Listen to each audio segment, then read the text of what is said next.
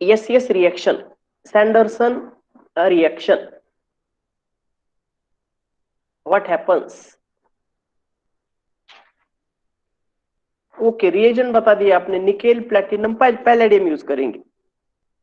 लेकिन what happens, reactant and product की बात चल रही है।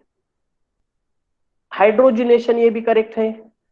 अल्किन का अल्केन में या अल्काइंस का अल्केन में कन्वर्जन होना, इस रिएक्शन को हम कहेंगे that would be our SS reduction,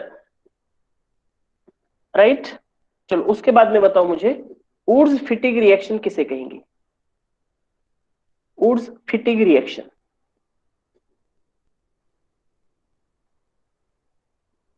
woods Fittig reaction. Okay, Manal correct.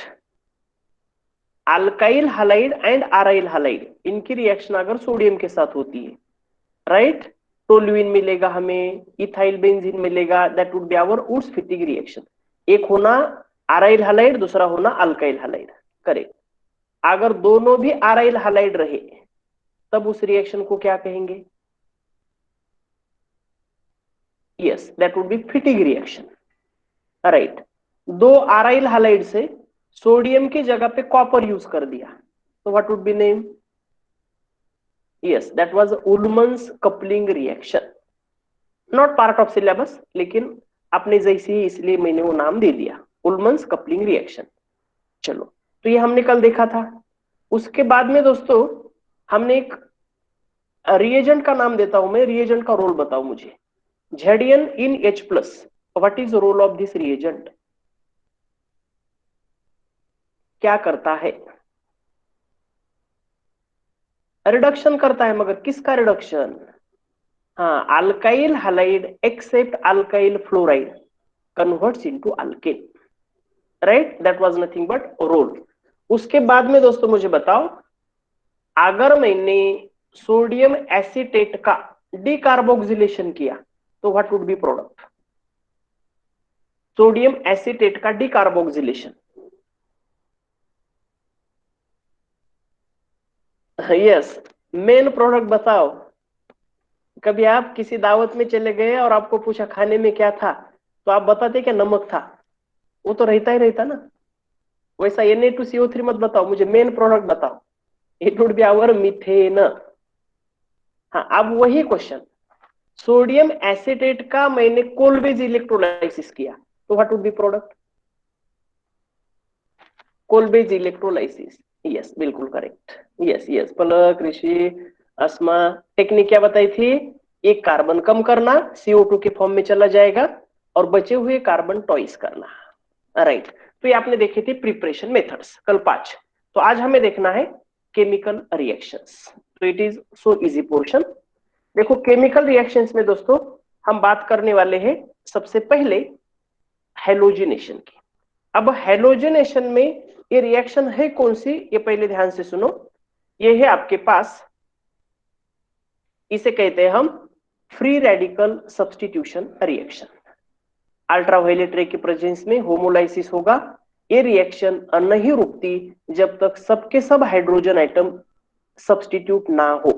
तो हमें इस तरीके से मीथेन का क्लोरीनेशन अगर कर दिया तो क्लोरोमीथेन, डाइक्लोरोमीथेन, ट्राइक्लोरोमीथेन, फाइनली टेट्राक्लोरोमीथेन, ये भी हमें मिलता है, राइट। या अपने पास ये जो कंपाउंड मिले, it would be nothing but mixture. एक बार रिएक्शन अगर स्टार्ट हो गई तो फ्री रेडिकल इंटरमीडिएट होगा। अब वो मैकेनिज्म क्या है, वो मैकेनिज्म भी हम देखेंगे, लेकिन उससे पहले रिएक्टिविटी ऑर्डर अगर हेलोजन के देखेंगे तो F2 की रिएक्टिविटी ज्यादा, Cl2, उसके बाद में Br2, उसके बाद में I2। दोस्तों याद रखो, जब आपको HI एंड HF इनकी रिएक्टिविटी ऑर्डर जब निकालनी है तब याद रखो ये है ऐसा। लेकिन जब आपको F2 एंड I2 की रिएक्टिविटी निकालनी है तब पक्का याद रखो F2 की रिएक्टिविटी ज्यादा। Got it? ये बात समझ के लो पक्की, नहीं तो आप कंफ्यूज हो जाएंगे। हाँ, तो आप फ्लोरिनेशन तो जनरली हम नहीं करते क्योंकि that was explosive in nature. Fluorination very fast रहता है इसलिए। Iodination is reversible. क्या आप बता सकते हो क्यों रिवर्सिबल होगा?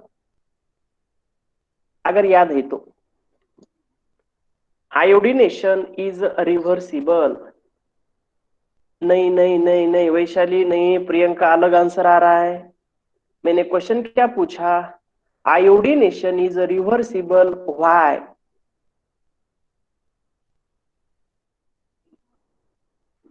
थोड़ा सा गलत आंसर आ रहा है। नहीं शबनम, मेरा सवाल सिंपल सा, ध्यान से समझ के लो। आप आंसर सही दे रहे हो मगर अलग क्वेश्चन का आंसर दे रहे हो, जो आपको क्वेश्चन पूछा नहीं। हाँ yes Vaishali, it is correct answer. HI is a strong reducing reagent. मैंने क्वेश्चन पूछा है, अल्केन का आयोडीनेशन अगर करते हैं तो व्हाई रिएक्शन गेट रिवर्स्ड? तो आपको इसका आंसर क्या देना होगा? ये अल्काइल आयोडाइड मिला और उसके साथ साथ HI मिला, तो HI काम करता है स्ट्रॉन्ग रिड्यूसिंग रिएजेंट का, राइट, इसलिए रिएक्शन रिवर्स होती है। हाँ अब अगर मैंने पूछा होता रिएक्शन रिवर्स नहीं होना, इसके लिए आप क्या करेंगे? तो this reaction is carried out in presence of strong oxidising agent, HiO3, iodic acid, HNO3 and so on. Yes आ गया समझ में? हाँ तो आप HiO3 यूज करना ये बता रहे हो, मगर वो रिवर्स नहीं होना इसके लिए। मगर मेरा क्वेश्चन था आयोडीनेशन क्यों रिवर्स है, तो answer is HI is strong reducing reagent, by product बनता है। To avoid reverse reaction, oxidizing agent HNO3, HiO3 या HGO ये भी हम यूज करते हैं, राइट। जैसे कि हम कहते हैं कांटे से कांटा निकालना, HI स्ट्रॉन्ग रिड्यूसिंग रिएजेंट, तो उसके अगेंस्ट रिएक्शन करवाने के लिए हम क्या करते हैं? स्ट्रॉन्ग ऑक्सीडाइजिंग एजेंट यूज करते हैं, राइट। चलो हाँ, तो ये रहा सिंपल सा। अब एक और खास बात, मेजर प्रोडक्ट अगर हमें ढूंढना है तो major product depends upon stability of free radical. जो जो फ्री रेडिकल सबसे ज्यादा स्टेबल, वो देगा हमें मेजर प्रोडक्ट। अब टर्शियरी फ्री रेडिकल ज्यादा स्टेबल है, इसीलिए हाइड्रोजन आइटम कौन सा रिप्लेस जल्दी होता है? तो दैट इज अ टर्शियरी, उसके बाद में सेकेंडरी, उसके बाद में प्राइमरी, राइट। हाँ अब दोस्तों ध्यान से सुनो, आपके पास मेजर प्रोडक्ट आपको बताना है, ओके। उसके बाद में मैं मैकेनिज्म के ऊपर डिस्कशन करूंगा। चलो बताओ, what would be major product? कितने प्रोडक्ट मिलेंगे ये नहीं पूछा मैंने, हाँ? मैंने पूछा है मेजर प्रोडक्ट कौन सा होगा। Yes, Ganga Sagar two chloropropane, Priyanka, Mamta, very good, right. तो मेजर प्रोडक्ट होगा टू क्लोरोप्रोपेन। समझ में आ गया क्यों? क्योंकि ये थे प्राइमरी, लेकिन ये है आपके पास सेकेंडरी। सेकेंडरी फ्री रेडिकल वहां का स्टेबल होगा, इसलिए two chloropropane is major product. अब बताओ what would be major product?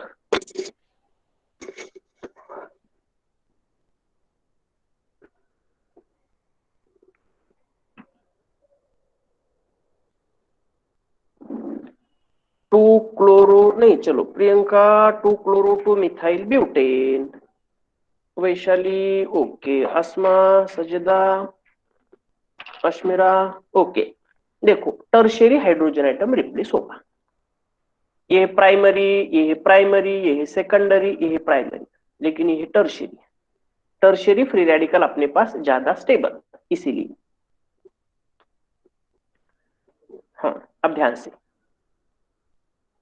A and B आपको बताने हैं। पहले बताओ ए।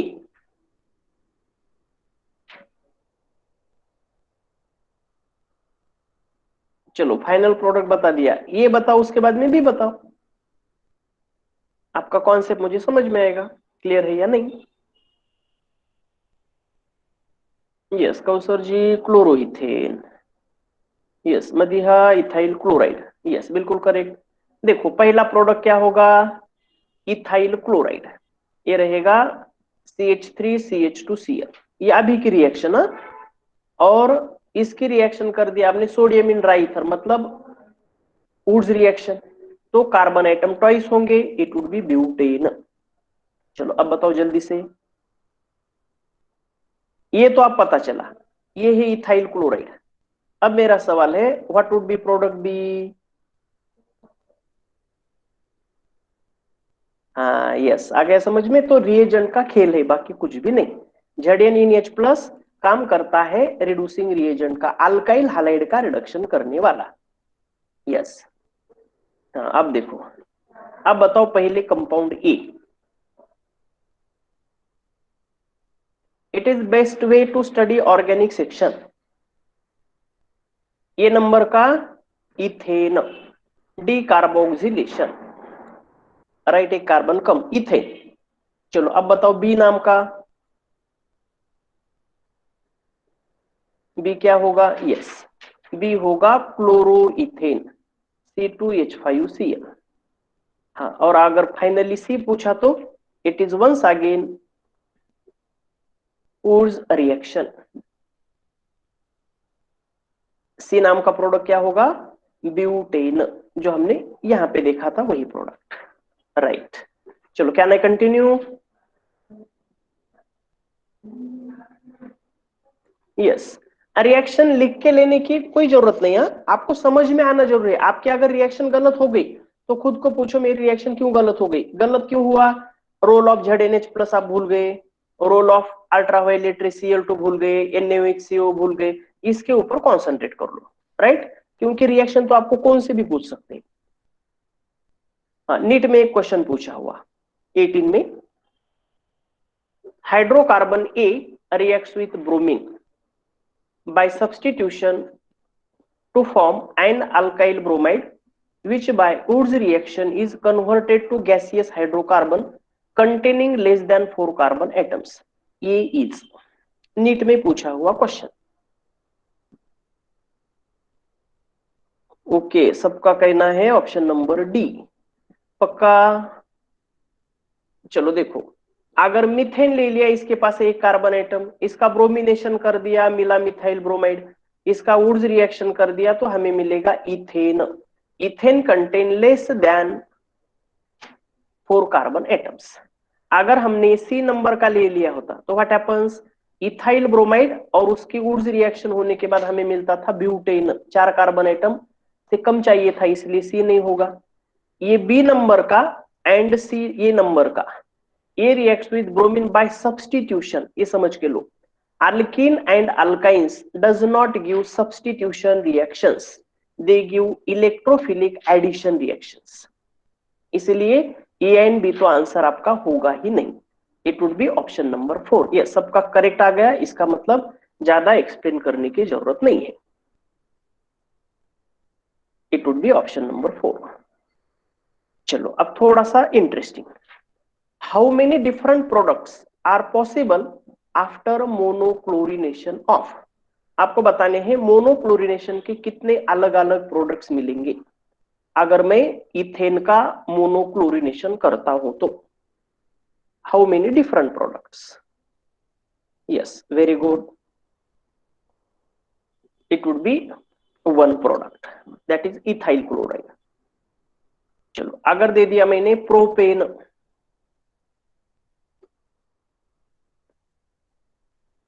How many monochloro products? Yes, it would be nothing but our 2। कौन से? एक 1 क्लोरोप्रोपेन, दूसरा 2 क्लोरोप्रोपेन, इसके अलावा पॉसिबल नहीं है, राइट। आपको कुछ बुक्स में दोस्तों परसेंटेज पूछे वाले हैं, इसका परसेंटेज कितना होगा, इसका परसेंटेज कितना होगा, कोई जरूरी नहीं है, सिर्फ आपको समझ में आना कितने प्रोडक्ट्स मिलते हैं and which is major product. अब बताओ butane, how many different monochloro products? सिर्फ 2, 4 कार्बन एटम है। Okay, 2 products, 1 chlorobutane, 2 chlorobutane. Yes, very good. Pentane,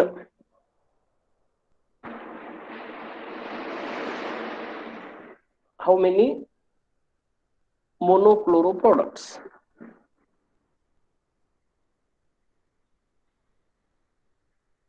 3, correct. 1 chloropropentane, 2 chloropentane, 3 chloropentane. इसके अलावा यहाँ का हाइड्रोजन अगर रिप्लेस करते हैं तो फिर से देगा 2 क्लोरो। राइट, इसलिए मिलेंगे हमें मैक्सिमम 3 प्रोडक्ट्स।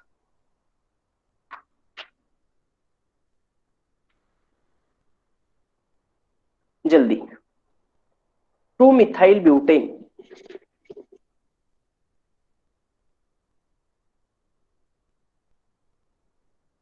2 मिथाइल ब्यूटेन, कोई कह रहा है 4, कोई कह रहा है 3।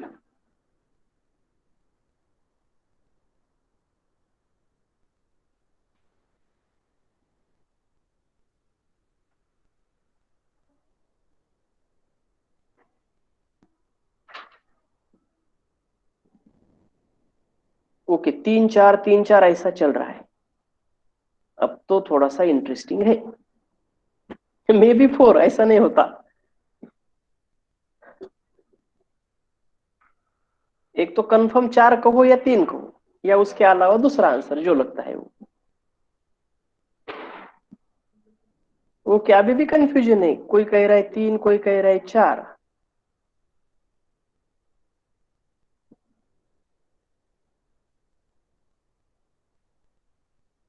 ओके चलो देखो, 4 प्रोडक्ट्स। यस, फाइनली जाके आपका आंसर करेक्ट आ गया।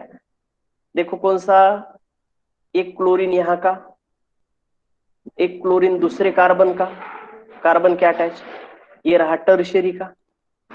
और अब देखो यहाँ का एक।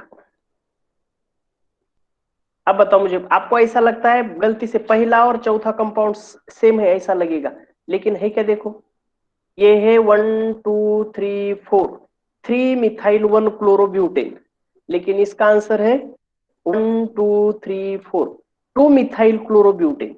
ये है 2 मिथाइल, ये है 3 मिथाइल, इसलिए पहला और चौथा अलग अलग है, नॉट आइडेंटिकल। इसलिए शायद आप 3 प्रोडक्ट कह रहे थे। हाँ सेम रहेंगे कौन से, यहां का रिप्लेस करो या यहां का रिप्लेस करो, ये दोनों आइडेंटिकल रहेंगे। Got it? तो ये रहे 4 products. Can I continue? IUPAC name देखना, आईयूपीएसी नेम अगर अलग आया तो प्रोडक्ट अलग। ओके जल्दी,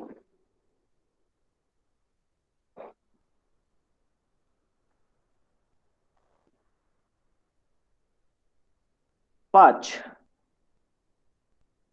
प्रियंका, ज्ञानेश्वर, तस्मिया, उत्कर्षा, वैष्णवी, शिल्पा, इनका कहना है 5 प्रोडक्ट्स। ओके ओके, अब यही आंसर होना जरूरी है, चेक करेंगे। Yes very good. देखो ये पहला, दूसरा, तीसरा, चौथा और ये पांचवा। 1 नंबर का, 2 नंबर का, 3 नंबर का, यहाँ पे टर्शियरी, और यहाँ पे फिर से प्राइमरी। सिर्फ याद रखना ये 2 आइडेंटिकल प्रोडक्ट देंगे, इसलिए 5 प्रोडक्ट्स।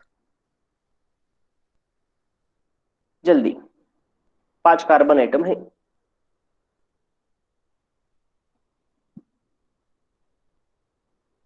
ज्ञानेश्वर, पंकज, वैशाली, प्रियंका, कौसर जी, चलो एक। ओके इजी, क्योंकि कौन सा भी हाइड्रोजन आइटम अगर एक बार रिप्लेस करेंगे तो प्रोडक्ट रहेगा 1 क्लोरो 2 2 डाइमिथाइल प्रोपेन, यही प्रोडक्ट मिलेगा, इसलिए बिल्कुल करेक्ट। नियोपेंटेन ऐसा उसे कॉमन नेम में कहेंगे। जल्दी,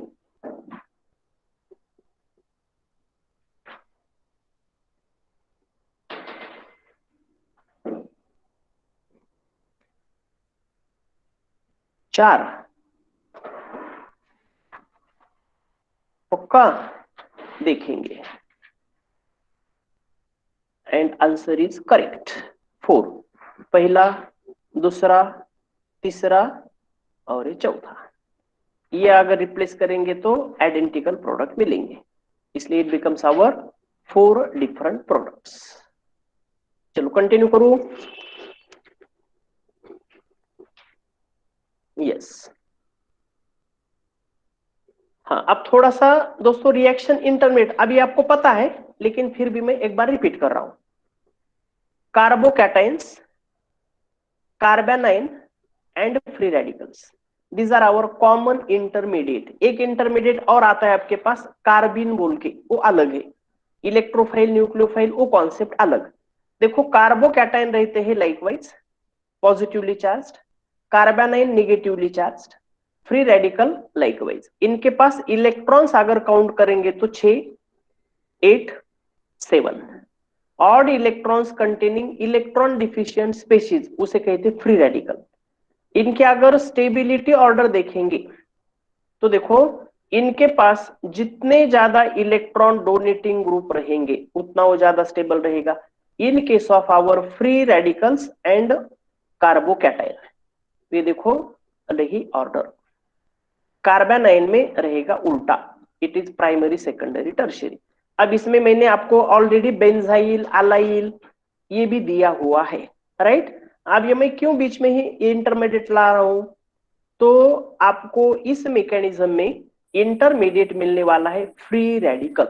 एक बार मुझे आपको थोड़ा सा चेक करना है, मुझे बताओ कि चार में से विच इज मोर स्टेबल, जल्दी। सो इजी फॉर अस, लेकिन फिर भी मैं, क्योंकि आगे चल के परेशानी नहीं होना। Yes, no problem, it is our tertiary carbocation. Very good. क्या आप बता सकते हो क्यों स्टेबल है? Why? Yes Nimra, due to hyperconjugation and plus I effect. Main cause कौन सा? Hyperconjugation, right.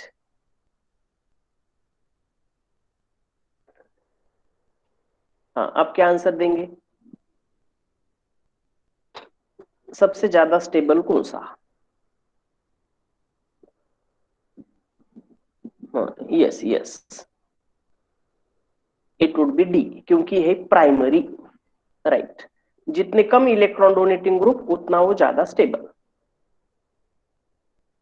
एक फ्री रेडिकल का क्वेश्चन देता हूं।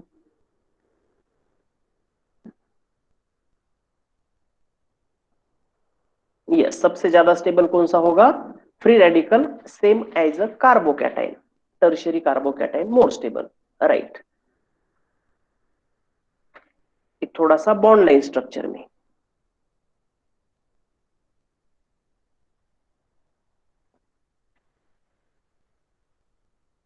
यस, ये बिल्कुल सिंपल क्वेश्चन है यार, लेकिन बेसिक क्वेश्चन है। इसमें अगर मिस्टेक हो गई तो फिर परेशानी हो जाएगी।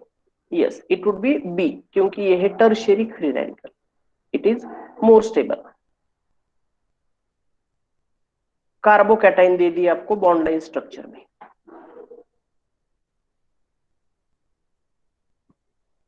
यस, ये रहा आपका टर्शियरी। वेरी गुड, बहुत बढ़िया। हाँ, कार्बेनाइन आपके सामने दे दिए।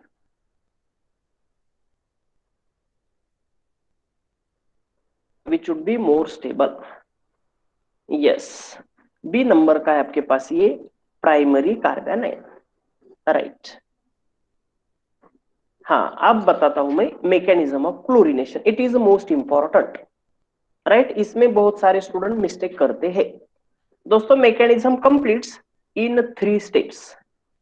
पहली स्टेप है आपके लिए chain initiation step. What happens in this step? तो formation of free radical takes place, ये पक्का याद रखो। फ्री रेडिकल बनने की प्रोसेस होती है इस स्टेप में। कैसे होती है? अब ये अल्ट्रावायलेट रेज के ऊपर, अल्ट्रावायलेट रे के आपने अटैक कर दिया क्लोरीन के ऊपर, तो देखो ये बॉन्ड ब्रेक होता है होमोलाइटिकली और बनाता है हमें 2Cl रेडिकल्स, ये बना दिए। अब देखो दूसरी स्टेप की तरफ आ गया मैं, chain propagation step. What is meaning? याद रखो, चेन प्रोपोगेशन का मतलब है जो प्रोडक्ट चाहिए वो प्रोडक्ट मिलने वाली स्टेप। चेन लंबी होते चलना, प्रोपोगेशन। देखो इसमें व्हाट हैपेंस, Cl रेडिकल आ गया, इसने एक हाइड्रोजन के साथ इस तरीके से बॉन्ड दे दिया, एक इलेक्ट्रॉन अपने मिथाइल रेडिकल बना दिया। Yes, product is obtain. अब ये मिथाइल रेडिकल बना, ये मिथाइल रेडिकल ने रिएक्शन दे दी इस CH3 रेडिकल के साथ। देखो ध्यान से, मिथाइल क्लोराइड मिला और ये Cl रेडिकल है। दोस्तों समझ के लो, चेन प्रोपोगेशन का मतलब क्या है? प्रोडक्ट मिलना और उसके साथ ये जो फ्री रेडिकल बना है इसने फिर से अपनी रिएक्शन कंटिन्यू करना, क्योंकि इसके मैकेनिज्म में नाम दिया है चेन, ये स्टॉप नहीं होती, ये कंटिन्यू रहती है। तो प्रोडक्ट मिलना, मिथाइल क्लोराइड उसके साथ फ्री रेडिकल आ गया, ये हो गई, ये डिजायर्ड प्रोडक्ट मिला। अब ये सीएल रेडिकल क्या करेगा, फिर से मिथाइल क्लोराइड के साथ रिएक्शन बनाएगा, फिर डाइक्लोरोमीथेन बनेगा, फिर ट्राइक्लोरोमीथेन, टेट्राक्लोरोमीथेन, उसके बाद में जो क्लोरीन बचेगा तो फिर से दूसरे CH4 मॉलिक्यूल के साथ रिएक्शन देगा। इस तरीके से रिएक्शन चेन होगी, कंटिन्यू होगी। अब देखो, ये तो हुआ दूसरी स्टेप। अब चेन टर्मिनेशन का मतलब क्या, चेन टर्मिनेशन का मतलब एक तो अनवांटेड प्रोडक्ट्स मिलना या चेन स्टॉप होना, जो ग्रोथ हो रही है उसे स्टॉप करना, दैट इज चेन टर्मिनेशन। ये कैसे किया जाता है, देखो बाय प्रोडक्ट्स हमें कौन से मिल सकते हैं। CH3 रेडिकल CH3 रेडिकल को कंबाइन हो सकता है, मिला मीथेन। सीएल रेडिकल के साथ कंबाइन हुआ, क्लोरीन होके बाहर चला जाएगा। Most important, CH3 radical combine हुआ सीएल रेडिकल के साथ और मिला CH3Cl, it is also chain termination step. Can you believe it. Second step में मैंने कहा था चेन प्रोपोगेशन में प्रोडक्ट मिलना। आप कहेंगे मिथाइल क्लोराइड तो सर आपका प्रोडक्ट है, तो ये होना चाहिए किसमें, in our chain propagation step में। आपने तो यहां चेन टर्मिनेशन में दे दिया, तो पक्का याद रखो CH3Cl के साथ अगर Cl रेडिकल रहा तो इट इज चेन प्रोपोगेशन, और सिर्फ CH3Cl यहाँ पे चेन टर्मिनेट हो गई, इसके आगे कुछ भी रिएक्शन होने वाली नहीं, राइट। चलो, अगर आपके मन में ऐसा क्वेश्चन है कि ये तीनों में से कौन सी रिएक्शन हो सकती है, अब याद रखो ध्यान से, all these reactions are unwanted products, right, ये हमें नहीं चाहिए। तो इसमें से कौन सी रिएक्शन मेजर प्रोडक्ट देगी, क्या करेगी, सबके सब रिएक्शन प्रोपोर्शन में रहेंगे, राइट, क्योंकि Cl रेडिकल उतने ही होंगे, CH3 रेडिकल उतने ही होंगे। हमें फेवरेबल करनी है कौन सी रिएक्शन, अपना जो प्रोडक्ट चाहिए, मिथाइल क्लोराइड या हम कहेंगे dichloromethane, tetrachloromethane, that would be our desired product. By product के रिएक्शन कौन सी ज्यादा फास्ट होगी या कौन सा मेजर प्रोडक्ट होगा नहीं बता सकते, या कहेंगे आइडेंटिकल। Got it. ये तीसरी रिएक्शन समझ में आ गई क्या, why is chain termination, got it. अगर फ्री रेडिकल के साथ में आ गई तो उसे कहो चेन प्रोपोगेशन, और अगर विदाउट फ्री रेडिकल आ गई तो उसे कहो चेन टर्मिनेशन। एक बार मैं तीनों वर्ड बताता हूं। चेन इनिशिएशन में फ्री रेडिकल बनेगा, चेन प्रोपोगेशन में desired product with chain elongation, and in chain termination एक तो रिएक्टेंट खत्म हुआ इसलिए रिएक्शन स्टॉप होगी, या अदर बाय प्रोडक्ट्स मिलेंगे, राइट। इस तरीके से हमें ये तीनों स्टेप मिल गए। हाँ, अब मैं देता हूं दूसरी रिएक्शन, ये भी है सब्स्टिट्यूशन रिएक्शन। तो देखो, नाइट्रेशन किया, सो इजी, मिला हमें हाइड्रोजन आइटम रिप्लेस होके आ गया NO2, मिला नाइट्रो इथेन। सेम रिएक्शन, अगर प्रोपेन दे दिया तो सब्स्टिट्यूशन की रेट ज्यादा रहेगी सेकेंडरी हाइड्रोजन की एज कंपेयर टू प्राइमरी, इसलिए मिला 2 नाइट्रो। ओके दोस्तों, ऐसे ही ये सो इजी है यार, इसलिए मैं थोड़ा सा जल्दी ले रहा हूं। अब अगर कंबशन रिएक्शन की बात करेंगे तो कंबशन की रिएक्शन हमने देखे वाली थी इन थर्मोडायनेमिक्स आल्सो। एक मोल सब्सटेंस लेना, उसे कंबस्ट करना in presence of excess of oxygen to form CO2 and H2। लेकिन अब इसमें थोड़ी सी पढ़ाई करना लाइकवाइज। थर्मोडायनेमिक्स में हमने देखा था all combustion reactions except nitrogen are exothermic in nature. तो यहां पे दोस्तों याद रखो, अगर हम अल्केन का कंबशन करते हैं तो हमें हीट तो मिलती है, राइट, लेकिन ऐश जो बाय प्रोडक्ट बचता है या ब्लैक सूटी फ्लेम जो रहती है वो नहीं रहती, ब्लैक कलर नहीं रहता, राइट। एंथैल्पी ऑफ कंबशन सही वर्ड। तो ये जो हीट लिबरेट होने वाली है, ये तो हीट लिबरेट होती है एक ब्लू फ्लेम में। ब्लू मतलब ज्यादा से ज्यादा हॉट रहने वाली, और ऐश भी नहीं रहती। इसीलिए हम ये फ्यूल्स में, एलपीजी में भी यूज करते हैं, mixture of alkanes. Yes yes, cooking purpose के लिए भी हम इसे यूज करते हैं। Right, very good. तो ये कुछ कंबशन के रिएक्शंस। अब इसमें आपको क्वेश्चन पूछा जा सकता है, how many moles of oxygen require for combustion of propane. तो इसकी प्रैक्टिस मैंने ऑलरेडी थर्मोडायनेमिक्स में ली है। एक बार फिर से बताता हूं क्या करना। कार्बन पहले बैलेंस करना, उसके बाद में हाइड्रोजन, उसके बाद में ऑक्सीजन। राइट, हाँ, तो ये आपको मैंने थर्मोडायनेमिक्स में इसकी प्रैक्टिस ली वाली है। देखो C7H16, इसमें पहले कार्बन बैलेंस कर दिए, 7 आ गए, हाइड्रोजन है 16, यहाँ पे दे दिए 8। अब ऑक्सीजन बैलेंस करने हैं तो 7 इंटू 2 14 प्लस 8 22, इसलिए यहाँ पे लिखे 11। राइट, हाँ, तो ये कुछ एग्जांपल्स रहे कंबशन की। हाँ, एक सिंपल सी एक आपको ट्रिक भी यूज कर सकते हो, ये भी आप लिख के ले सकते हो। CnH2n+2, ये है general molecular formula of alkane. How many moles of CO2 produced? NCO2. How many moles of water produced? N+1. And how many moles of oxygen require? 3n+1/2। Note कर लो ये रिएक्शन।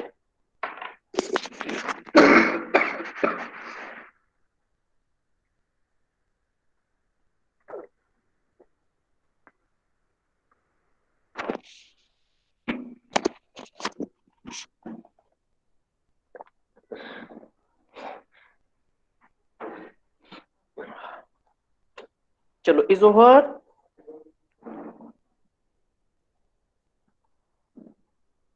ये है कंबशन ऑफ अल्केन्स के लिए। Hydrocarbon का combustion के लिए कौन सी ट्रिक यूज करना है वो मैं आखिर के चैप्टर में, आखिर के पॉइंट में बताऊंगा, एरोमेटिक कंपाउंड होने के बाद। चलो, हाँ, अब रिएजेंट्स याद रखना है। अल्केन का ऑक्सीडेशन अगर करते हैं by using specific oxidising agent, याद रखना है। इथेन दिया और इसकी रिएक्शन में कर रहा हूं कॉपर के साथ, 5 to 3 केल्विन, 100 एटमॉस्फियर, तब इसका मिलता है अल्कोहल। अगर हमने मोलिब्डेनम ऑक्साइड मतलब MO2O3 के साथ हीट दे दी तो हमें मिलता है aldehyde, same number of carbon atoms. और अगर हम यूज करते हैं मैग्नीज एसीटेट और हीट देते हैं तो ये बनाता है करस्पॉन्डिंग कार्बोक्सिलिक एसिड। राइट, एक रिएजेंट और स्पेशल है KMnO4, वो करता है सिर्फ ऑक्सीडेशन ऑफ टर्शियरी हाइड्रोजन का। देखो ध्यान से, ये है टर्शियरी हाइड्रोजन। टर्शियरी हाइड्रोजन का सिर्फ ये कन्वर्जन करता है इनटू OH। ये पक्का याद रखो, KMnO4 अल्केन का ऑक्सीडेशन करने के लिए। तो आपने ये रिएजेंट्स लिख के लेना, copper alcohol, MO2O3 aldehyde, manganese acetate carboxylic acid, and KMnO4 tertiary hydrogen अगर दिखा तो उसी का oxidation into alcohol OH।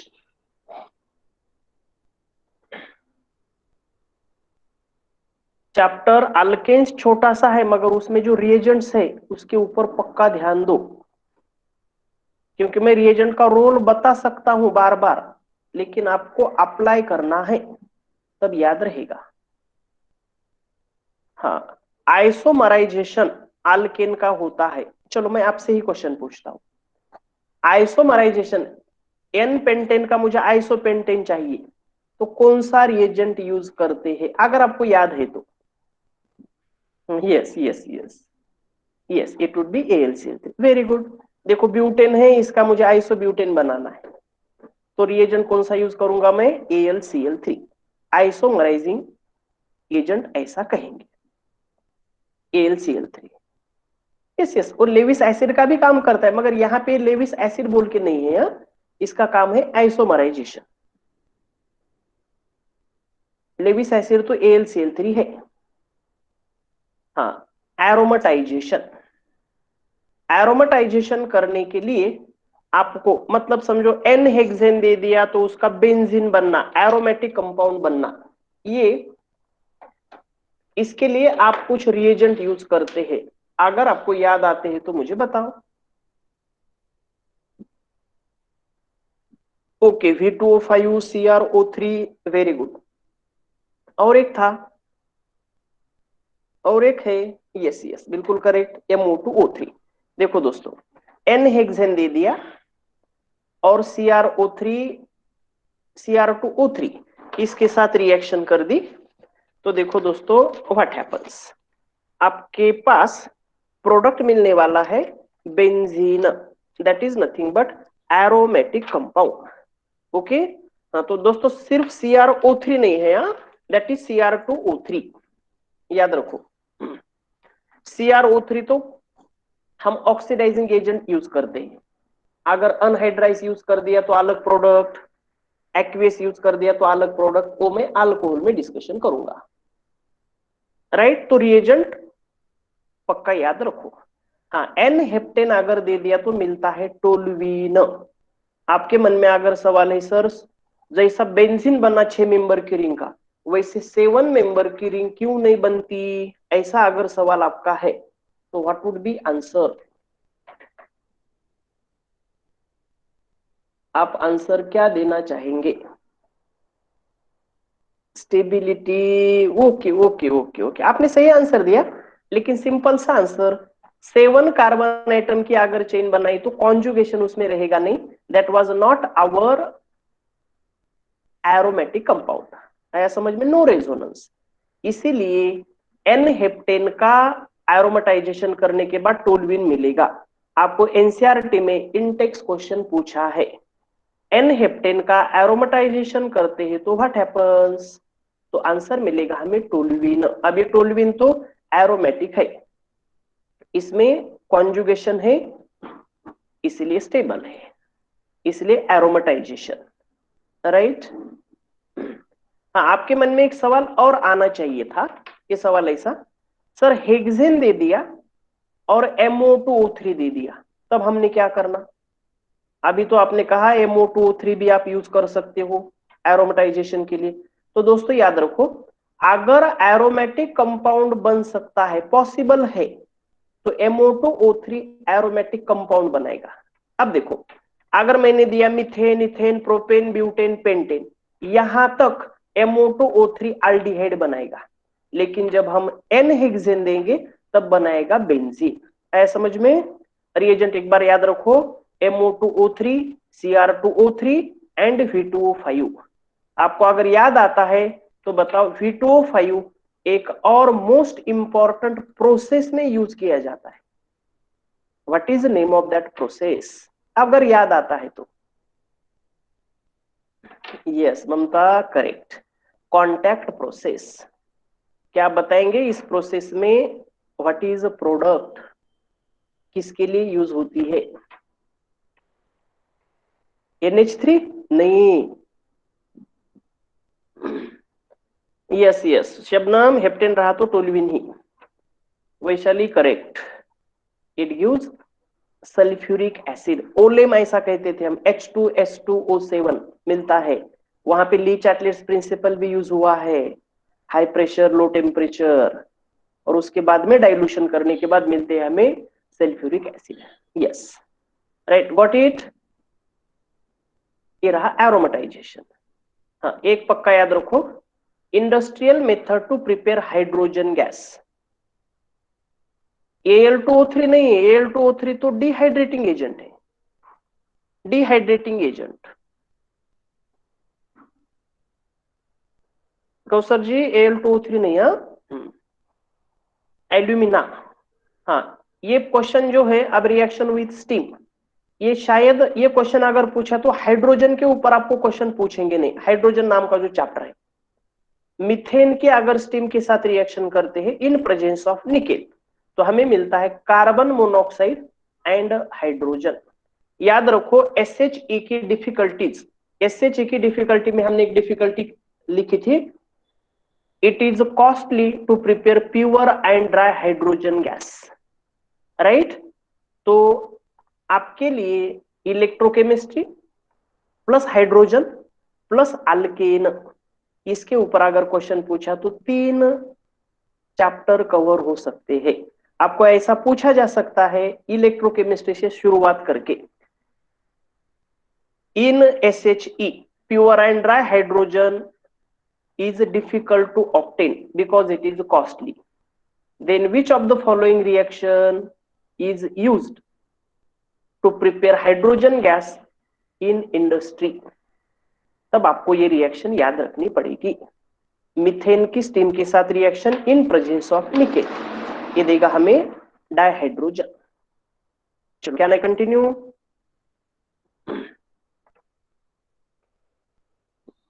Yes.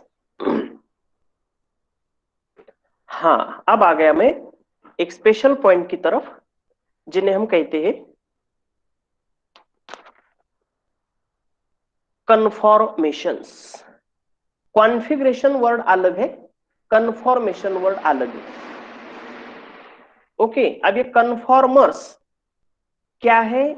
तो देखो दोस्तों, ये कन्फॉर्मर्स क्यों बनते हैं, तो इसके लिए मुझे आपको थोड़ा सा एक दिखाना पड़ेगा कि स्ट्रक्चर आपके पास कौन सा है। शायद आपको ये स्ट्रक्चर दिखाई दे रहा होगा। ये स्ट्रक्चर है, क्या बताएंगे ये स्ट्रक्चर किसका है? Which alkane? Yes, it is ethane. अब दोस्तों ध्यान से याद रखो, ये इथेन का स्ट्रक्चर है।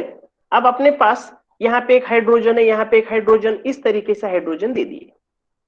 अब अगर मैंने फिजिक्स का सिंपल सा क्वेश्चन आपके सामने पूछा, एक सेंटर में आपका दोस्त खड़ा है, सेंटर में, उसके हाथ में रोप है और आप थोड़ी डिस्टेंस के ऊपर खड़े हैं, वो आपका दोस्त आपको अंदर खींच रहा है और आपको सेंटर पॉइंट की तरफ आना नहीं है, तो ऐसे वक्त आप क्या करेंगे? तो नॉर्मल सी बात है, आप क्या करेंगे? एक्सेलरेशन में रहेंगे, राइट। वो आप रोटेट होंगे उस सेंटर पॉइंट की तरफ। उससे क्या होगा? जो फोर्स आपका दोस्त लगा रहा है वो भी न्यूट्रलाइज होगा और आप रोटेशन में रहेंगे। अगर आपकी रोटेशन स्टॉप हो गई तो आपको अंदर आना पड़ेगा। अब देखो इसी का एक सिंपल सा एग्जांपल। अब ये दोनों के बीच में ये हाइड्रोजन हाइड्रोजन अगर नजदीक आ गए, अब यहाँ पे हाइड्रोजन है, यहाँ पे अगर कोई बल्कि ग्रुप रहता है, इनमें रिपल्शन होगा। रिपल्शन होने के बाद वो रिपल्शन कम होने के लिए देखो व्हाट हैपेंस, ये कार्बन कार्बन में सिंगल बॉन्ड का रोटेशन होता है। ऐसा रोटेशन सिर्फ पॉसिबल है in alkanes, not in alkene and alkynes. इसीलिए ये जो अलग अलग स्ट्रक्चर्स मिले हैं, इन्हें कहना है कन्फॉर्मर्स, इन्हें कहना है रोटोमर्स। अब दोस्तों इसमें पक्का याद रखो, अब मैंने आपको समझ में आना इसके लिए आपके पास मैंने ये 2 हाइड्रोजन आइटम थोड़े से अलग कलर में दिए, सिर्फ आपको समझ में आने के लिए। दोस्तों इनमें एक सिंपल सा कॉन्सेप्ट है, तो कॉन्सेप्ट समझ के लो। बॉन्ड एंगल किसे कहना? Hydrogen carbon hydrogen, hydrogen carbon carbon, these are nothing but bond angles. अब मुझे बताना है डायहेड्रल एंगल। अब डायहेड्रल एंगल बताने के लिए मैं एक सिंपल सा एग्जांपल आपके सामने देता हूं। समझो ये आपके पास आपका आपकी चहेती बुक है, ये अगर मैंने 2 प्लेन ले लिए, समझ के लो, राइट। ये 2 प्लेन मैंने इस तरीके से रखे, तो यहाँ पे कहेंगे ये एंगल हुआ 90 का। अगर मैंने इसे ओपन बुक कर दिया, लाइकवाइज व्हाट हैपेंस, ये रहा मेरे पास 180 का एंगल, 2 प्लेन में का एंगल, राइट। अगर मैंने एक किताब क्लोज कर दी, ये रहा एंगल आपके पास 0 का। तो 2 वर्ड का मतलब पहले समझ के लो। बॉन्ड एंगल मतलब 3 एटम के बीच में का एंगल, एंड डायहेड्रल एंगल मतलब 2 प्लेन का एंगल। एक प्लेन है, ये दूसरी प्लेन है। ये एंगल हुआ 90 डिग्री का, इसे मैंने क्लोज कर दिया 0 का, इसे मैंने ओपन कर दिया, इट इज 180 का। I hope it would be understood. अब आपने रोटोमर्स में डायहेड्रल एंगल किसे कहते हैं, तो समझ के लो। डायहेड्रल एंगल किसे कहना? Angle between two planes. कौन से दो प्लेन्स? प्लेन है सिंपल सा, हाइड्रोजन कार्बन हाइड्रोजन एक plane, hydrogen carbon carbon, and दूसरा प्लेन है carbon carbon hydrogen. Got it? Hydrogen carbon carbon, दूसरा कार्बन कार्बन हाइड्रोजन। अब मुझे बताओ, ये दो हाइड्रोजन की तरफ देख के what would be dihedral angle? अगर आपको स्ट्रक्चर दिखाई दे रहा है तो जल्दी से, कितना डायहेड्रल एंगल है? Yes, it would B 0। Very good. अगर मैंने कहा ये कितना डायहेड्रल एंगल है?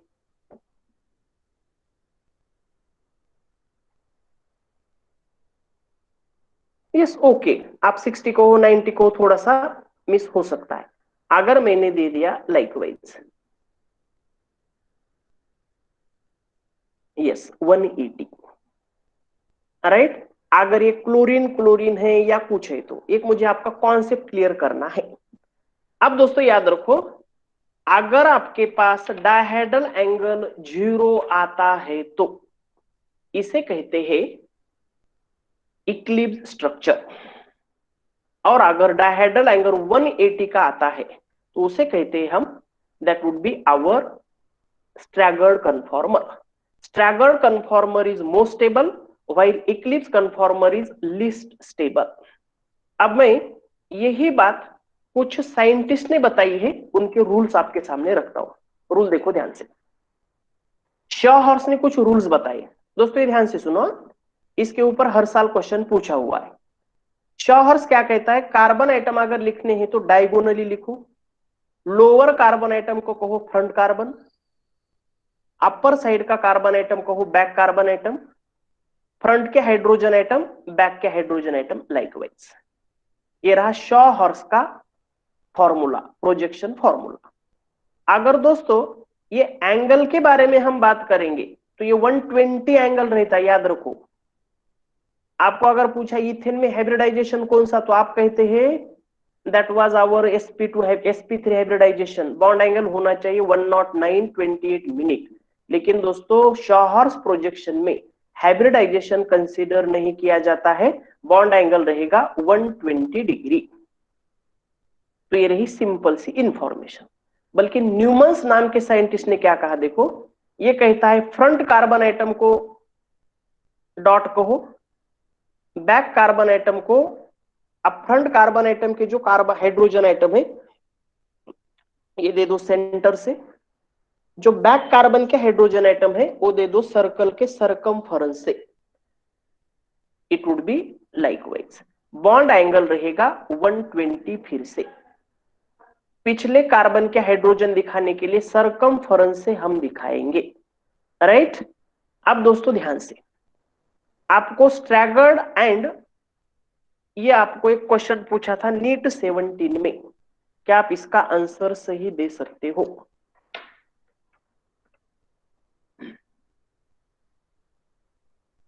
कन्फॉर्मर्स बनाते वक्त व्हाट हैपन्स? कोई कह रहा है ये, कोई कह रहा है सी। ध्यान से,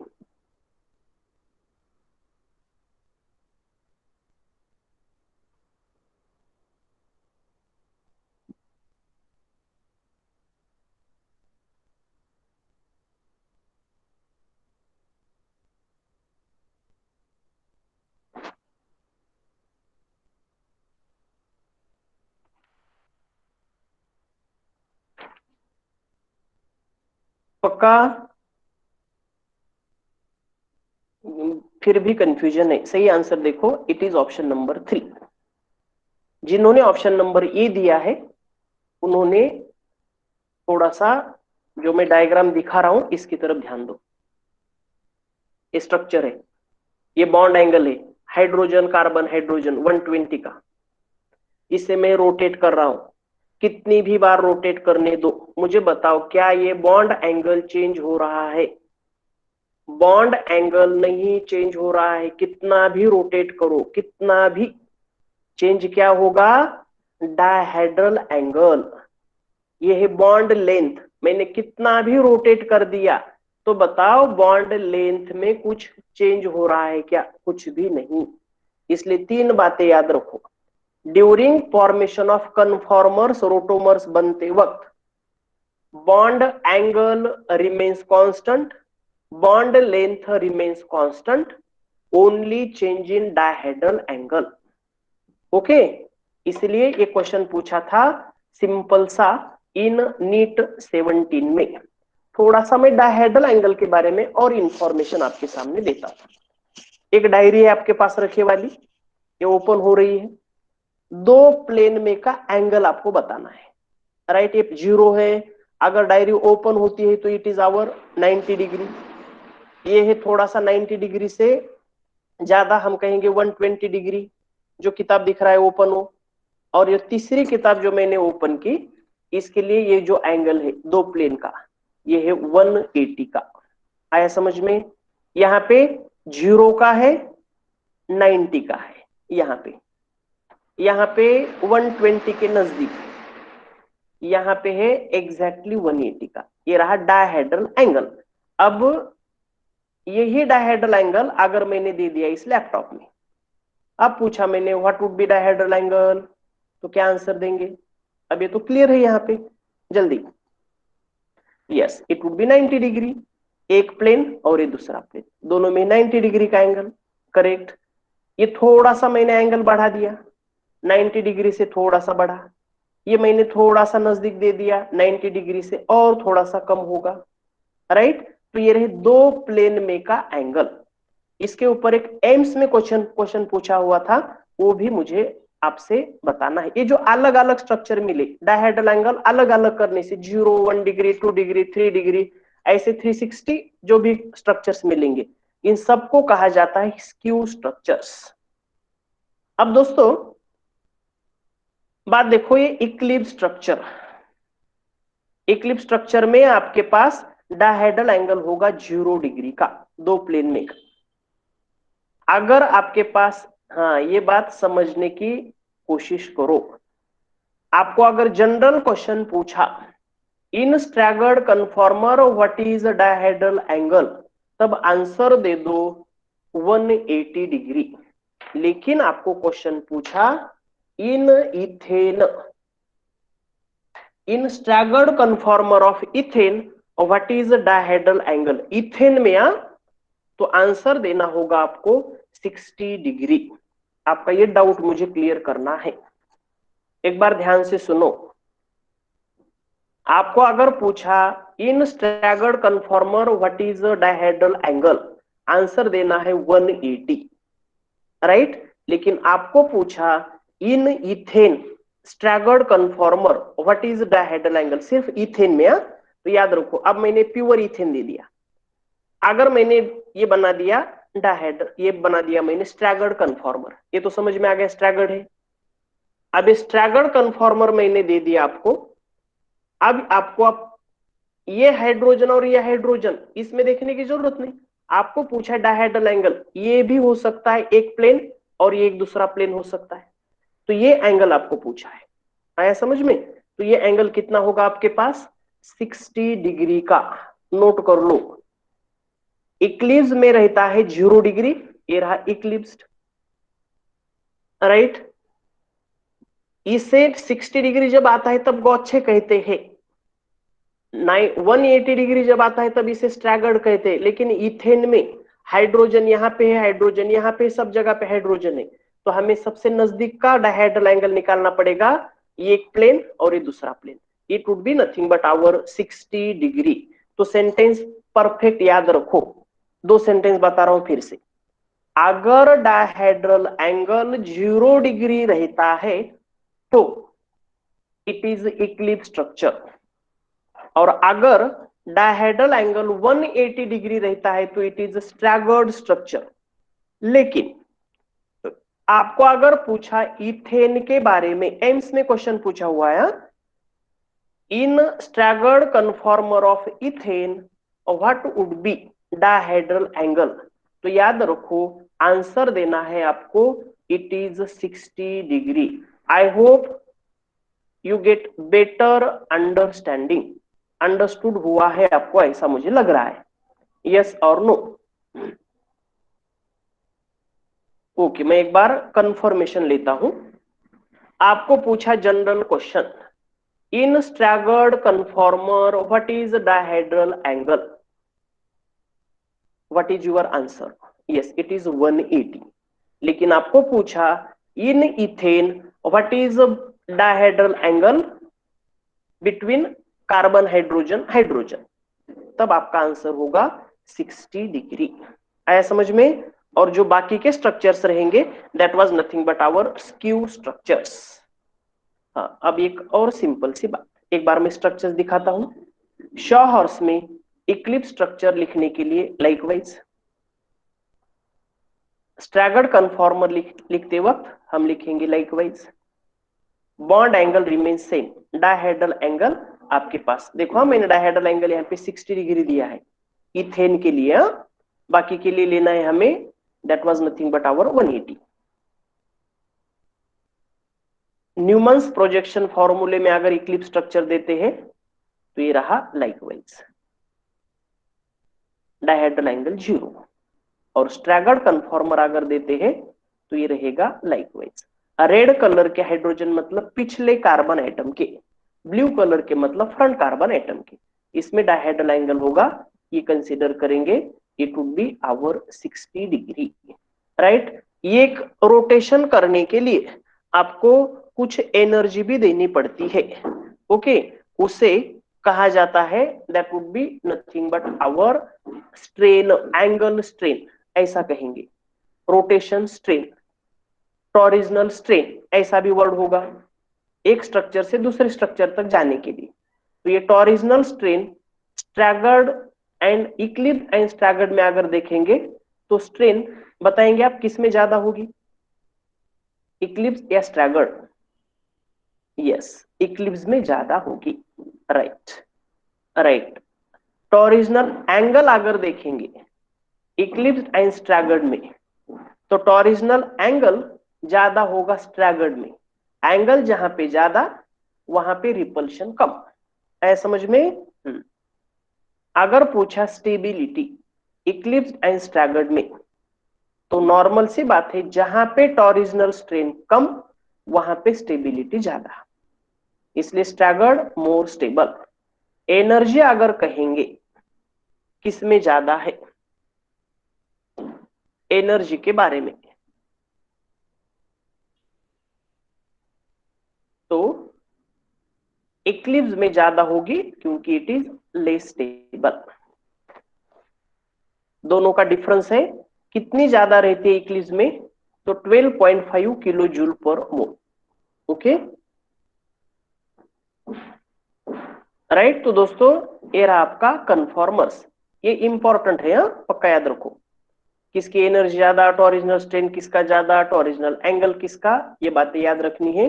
कितनी एनर्जी से ज्यादा है इक्लिप्स्ड, अनस्टेबल, तो ये 12.5 किलो जूल पर मोल। यस, ब्यूटेन के स्ट्रक्चर एक बार मैं बताता हूं। ये रहा आपके पास ब्यूटेन का इक्लिप्स स्ट्रक्चर। आपको कभी कभी इनकी जगह पे एक्स वाई देते हैं और आपको पूछते हैं, इसलिए ये स्ट्रक्चर्स दिखा रहा हूं, ओके। हाँ, अब देखो ध्यान से, ये रहा आपके पास डायहेड्रल एंगल 60 का, इसे आप गॉचे कन्फॉर्मेशन कह सकते, आया समझ में? 60 का, लेकिन ये एनसीईआरटी में गॉचे दिया नहीं है 60 के लिए। हाँ, अगर इसके न्यूमन्स बनाते हैं तो CH3 अपोजिट अगर रहते, इसे एंटी भी कहते हैं, तो यहां पे डायहेड्रल एंगल होगा 180 का। Eclipsed, gauche and staggered, ethane में सिर्फ दो ही, स्ट्रैगर्ड एंड इक्लिप्स्ड। यस, एक लास्ट पॉइंट, पायरोलाइसिस। पायरोलाइसिस का मतलब है after heating breaking of bonds, lysis breaking होना।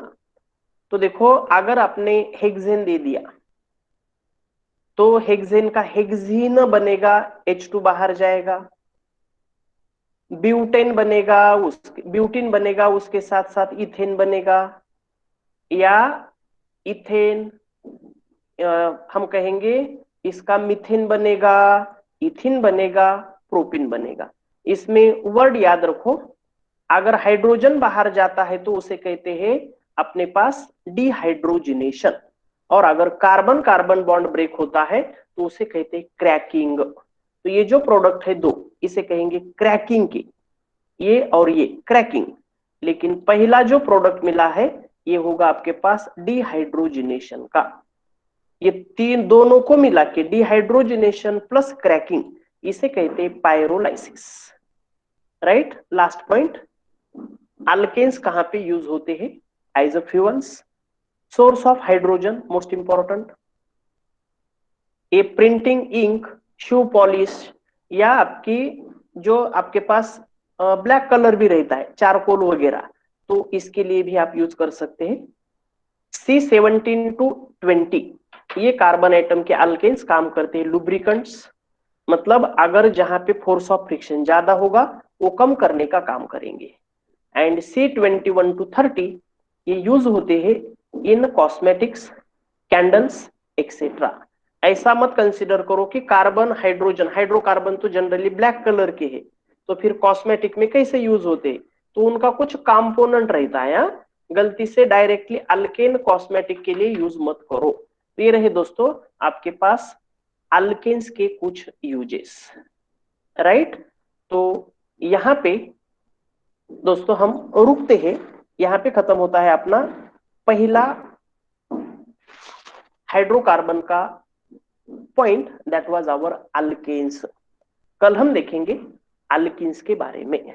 राइट, मैं एक बार रिपीट करना चाहता हूं, आपको क्या करना है, जितने रिएजेंट्स, जितने नेम रिएक्शंस मिलेंगे उससे सेपरेट कर लो, ज्यादा परेशान मत होना, so simple. Right, we will stop here, thank you so much. कल मिलेंगे अल्किन के साथ।